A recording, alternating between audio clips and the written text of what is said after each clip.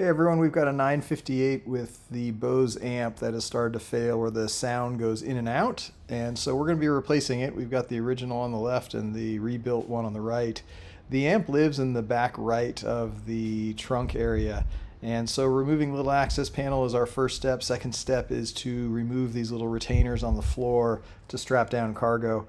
It's just 2 Torx screws each, and once these little latches are undone, so we'll undo 4 total screws, and then we'll pull each of those little latches out. Now this little bottom panel will slide forward first about 1/2 inch, and then it can get picked up and taken out of place. Now it's supposed to have little catches. This one is actually broken, so there were no catches on it, so it could have just been pulled straight up. But if you got a new one that's not broken yet, you don't want to break off these little lips. Next up, we're going to take off the seat belt attachment. So we're going to be using a triple square with a 10mm. So I've disassembled this, so I've got a real short access, and you'll see there's a little tight squeeze between the seatbelt bolt and the seat itself. And so we'll undo this. That once it's loose, it's pretty easy just to undo with your fingers, but this will take off the lower attachment point of the seatbelt. Since we're going to be removing these panel covers, you can see how the seat belt is in between it. So we're going to start with the top panel behind the rear seats, and it will just pop straight out. It'll pop straight out, and then it will pivot up toward the roof. And so once each of these are popped, you'll pivot it up toward the roof and poke the seat belt all the way through, and that'll allow you to actually remove this entire seat pillar cover. And so here we're going to just swivel it up toward the roof, and it'll just fall right out. Now we're going to go to the D pillar here, the farthest back, and this will just pop out at the base first, and then it will rotate also outward from the bottom, rotating kind of toward the roof as well, similar to the way that C pillar cover worked. So we're going to grab it and just slide it outward. This one is retained, so when the roof airbag fires, there's a little strap to keep this panel from flying somewhere and hitting somebody. So that has a little pop rivet in it. It's a little plastic rivet that you'll slide that out. Now the panel's out of the way. Now to get this whole big panel off, what we're going to need to do, there's one of these, it's got a Torx head to it. It's a little press rivet that you'll use a screwdriver or a Torx head to unscrew it first, and then you can pop the whole little screw out, and so, or pop the entire rivet out. So here we are sliding it out, and you'll see in a moment here what that actually looks like once it's out. So it does have a screw portion fitting that retains it, but there we are. So that's out of there. We didn't break it, so we can reuse it. So now we're on to the rear panel. And so the rear panel is retained by the little chrome floor piece at the back of the bumper, which you can just push down on the panel to unhook it. So see here, I just did that to unhook it out of the base there. And now we're on to the front of this C-pillar panel, which it's going to pop out and move toward the front of the car. So there it went. We slid that out of place. And now our big panel is ready to be removed, remembering that there is that speaker that needs to be unplugged. So we're going to move to the back side here to reach behind and just pop out the little clip of the 2 wires to the speaker. So now we're clear. And there's a little clip of the wire. And so we can get rid of the panel, and there's our Bose amp that needs replacement. The amp is retained easily with just 3 Torx screws, so those will just get loosened up, and removing those 3 screws, we can pull the amp out. It's got 2 electrical connectors as well, and so let's get those screws out, and then the amp can come out. And I think it's easy enough to just undo the plugs once you have the amp out of the way, so you can be looking at it. So out we go with our 3 screws. And the amp is free once the plugs are disconnected. That's the fiber optic plug. And then the main plug has a slide out lock that once you slide it toward the front of the car, you can pull it straight up. So putting the new amp in, we'll plug in the main plug. Same thing, just slide it in, and once it's almost driven home, you can now slide that big locking latch backward toward the back of the car, and that will slide it into place. And then plugging in the fiber optic plug, it's actually a good idea to turn the car on and the radio on and make sure it works. Both lights should be on. 800-384-93. And when it gets plugged in like that, the sound should start right up. So we're ready. We know that amp works. We're going to install it into place. We have just the 3 retaining screws now to put into place. And once those are in place, we can start getting our panels put back together. Before we start putting the panels on, we're going to want to make sure all the metal clips are in place and not stuck on the car body somewhere.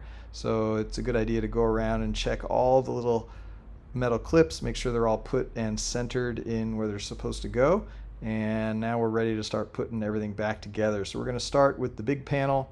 And putting the base of it where it hooks in underneath the bumper trim is a good place to start. Since nothing's attached, it's easy to press it down and back into position at the base by the bumper. And now we can reach back and get the speaker plugged in. And then we'll rotate the panel just down to seat it into position. It'll just slide into place. And the back side of it is retained mostly by the weather stripping that we're going to just slide over the little edge. So just using your fingers, you can get the weather stripping to come up and around. And then the top is retained by a little plastic rivet, which we're going to need to add since somebody broke the prior one and there actually wasn't one that was there. The panel still gets well retained. The front side of this by the C-pillar, we're going to install that little press rivet, the plastic rivet we had removed, where we use a Torx fitting to, once it's in place, we just screw that into itself, and now that is holding it.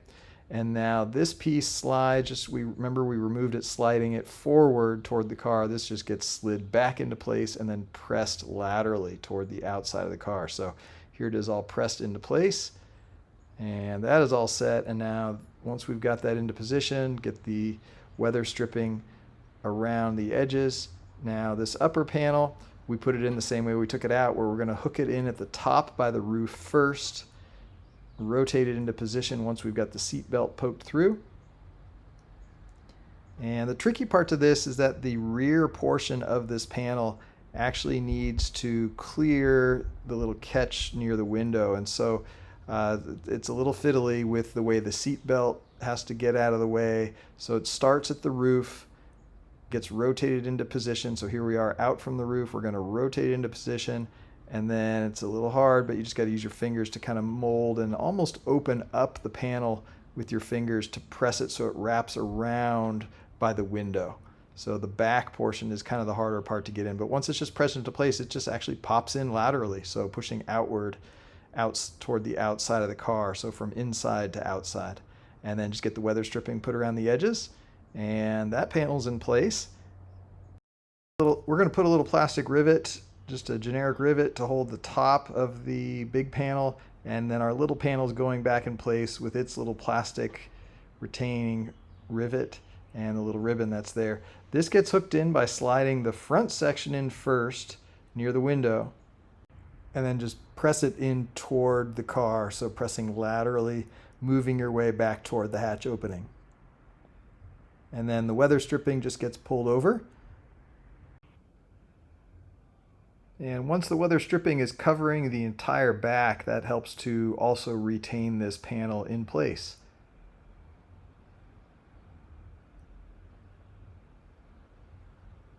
All done. So we'll move back up to the passenger seat area to reattach our seat belt. Using our tool and our ratchet, we can squeeze into place here. There's just enough room to get this in here and get it put back together. We'll go a little quicker here as we thread this in. And that is all set. Don't slide the seat all the way back yet, because we're going to need to install the little luggage attachment points here. So these little rails we're going to have to put back in place, so they have to be pushed further forward and then pulled backward to get it locked in. Again, this setup has a broken tab, so I could just put it straight down in, but the idea is to put it like this, where it's longer, it's too far forward, but then you slide it back into place to latch it. In go our little luggage tie down attachment points with the 4 Torx screws total. And the last step is to put the little cover over the storage bin in the back, and that's it. Thanks for watching more action in the 958 garage.